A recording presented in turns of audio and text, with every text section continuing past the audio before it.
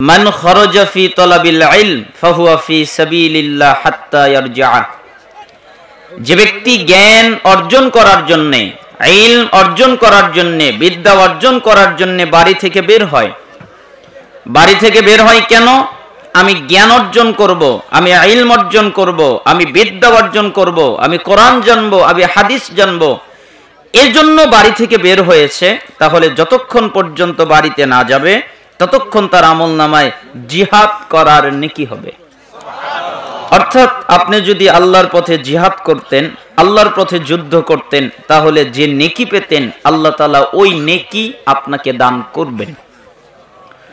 রাসূল সাল্লাল্লাহু আলাইহি ওয়াসাল্লাম আরো বলেন, দারিমির 271 নম্বর হাদিসের মধ্যে এসেছে, যে ব্যক্তি রাতের সামান্য একটু সময়, অল্প একটু সময় জ্ঞান অর্জন করে, কোরআন জানে, হাদিস জানে, তাহলে সারা রাত তাহাজ্জুদ পড়ে, কিয়াম করে, সালাত আদায় করে যে নেকি পাবে, সামান্য সময় জ্ঞান অর্জন করলে আল্লাহ তার চেয়ে বেশি নেকি তাকে দান করবেন।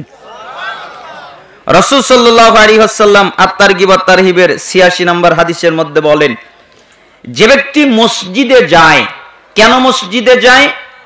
জ্ঞান অর্জন করার জন্য, ইলম অর্জন করার জন্য, কোরআন জানার জন্য, হাদিস জানার জন্য।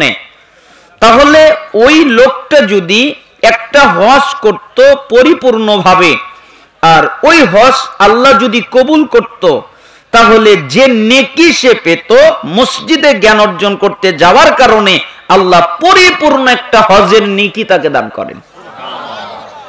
এমনকি তাবারানী আল মুজামুল কাবির 639 এবং 641 নম্বর হাদিস, রাসূল সাল্লাল্লাহু আলাইহি ওয়াসাল্লাম বলেন, যে ব্যক্তি কোন দ্বীনি মজলিসে যায়, এরপরে 3টা কাজ করে।